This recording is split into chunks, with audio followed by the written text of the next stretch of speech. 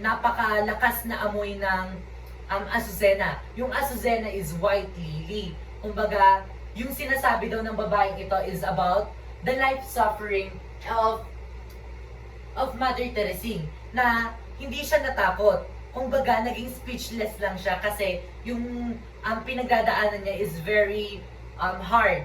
So, yung mga words na yun is nag-help sa kanya to continue. And then, August 18,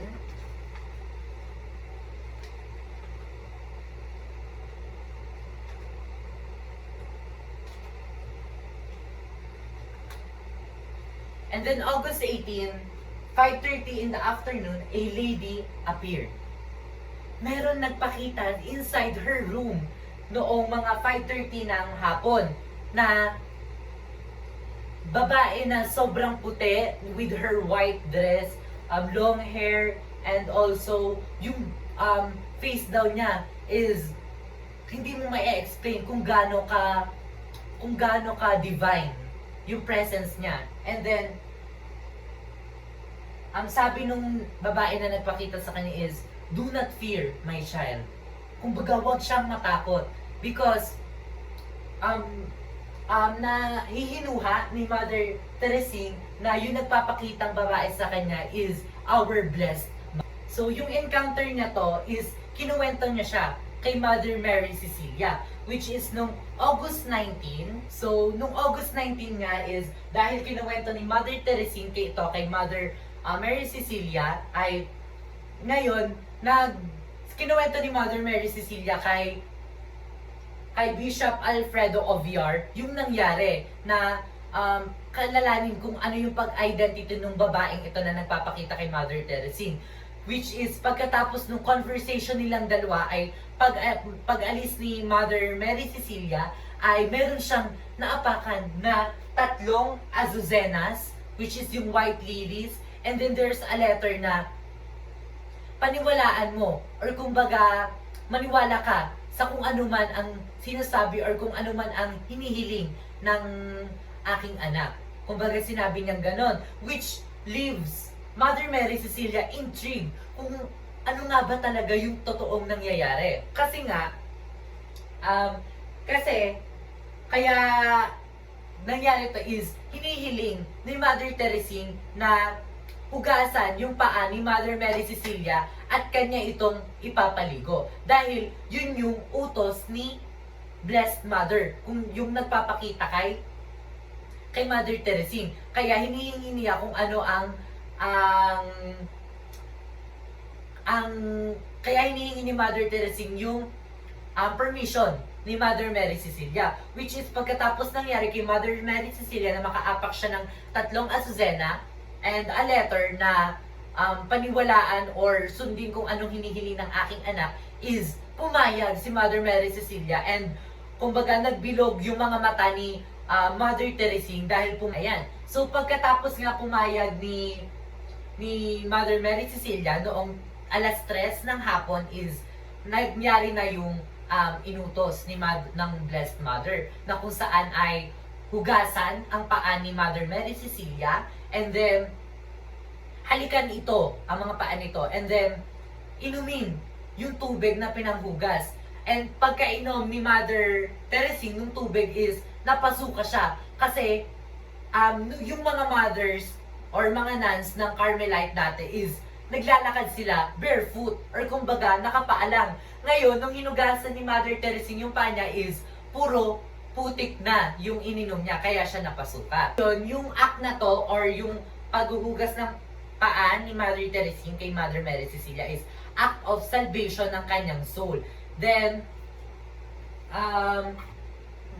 kinagabihan is nagpakita na ulit itong babaeng ito na sinasabi niya na dahil pinatunayan nyo ang pagmamahal nyo sa akin is ngayon kayo na yung magiging mantle ko or kumbaga magiging disciples, which is nung August 20, is nagkaroon na ng miracles na merong mga petals na nagpapatakan, and then it formed a cross, which kumbaga dito nagsimula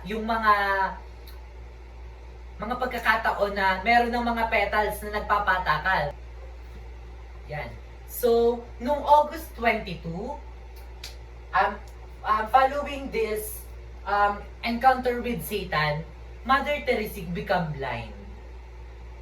Alam niyo kung bakit naging blind siya is because of I'm not really sure kung kasalanan ba ni Satan or ano siya ng Blessed Mother. Kumbaga pagsubok siya kay Mother Teresine. Naging blind siya, pero naging grateful pa din si Mother Teresine. Kasi, kumbaga natatakot din naman siya. Kasi, kung bulag ka is, baka mapasend out ka sa konbento or kumbaga paalisin ka dahil nga bulag ka. Pero, naging grateful siya kasi it give her time to reflect and to pray more. Kumbaga, yung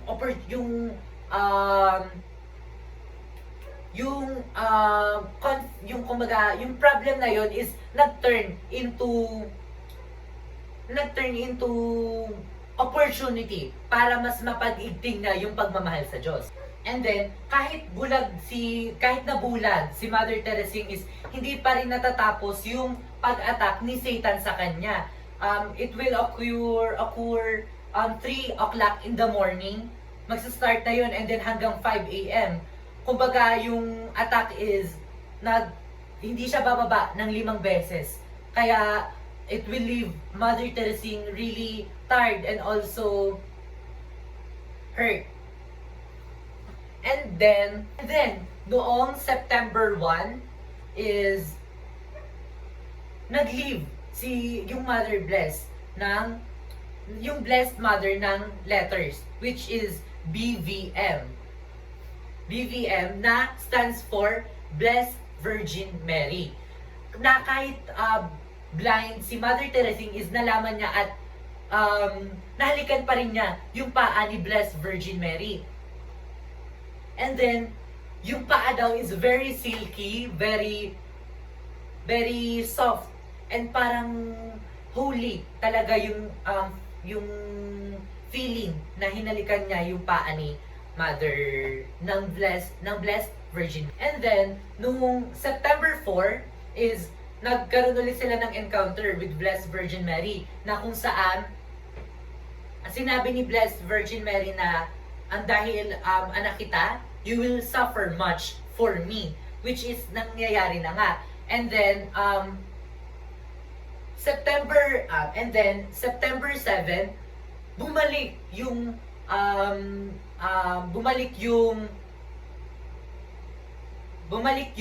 pagkakakita ni Mother Teresa dahil pagkatapos siyang halikan ni Mother Mary Cecilia, bumalik ang kanyang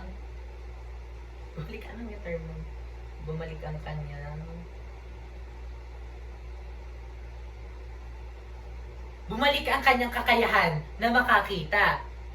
And also, na-witness din siya ng iba pang mga tao doon sa konbento. The next day is nagkaroon ng panaginip si Mother Teresa na kung saan nakita niya yung sarili niya and the Blessed Mother in the garden, which is, yung Blessed Mother is merong 7 swords na nakatusok sa kanyang dibdib na part, which is hindi dugo yung nalabas, kundi tubig na nag-left sa kanya para kumbaga, ma-intrigued siya na bakit water yung nalabas. And then, very sacred yung panaginip niya na hindi niya kinukuwento yung naging panaginip niya sa iba. Kasi ayaw niya na, kasi sinabi ni Blessed Mother ata na bawal ikwento or kumbaga wala siyang permission na ikwento. Ayan. And then, nung night naman is nag-suffered ulit siya from Satan. Kumbaga, sumakit na ulit yung kanyang katawan. And then, noong September 12, 1948 is around 5 p.m., naglalakad siya sa garden. And then, meron siyang narinig na paggalaw ng mga grass or ng mga vines. And then, pagpunta niya, meron siyang narinig na boses na sinabihan siya na, yung boses na yun is very sweet. Ngayon, sinabihan siya na, halikan mo ang lupa at kumain ka ng mga damo. Which is ginawa niya. And then, sabi nung boses na familiar is, wag siyang matakot na gawin. And then,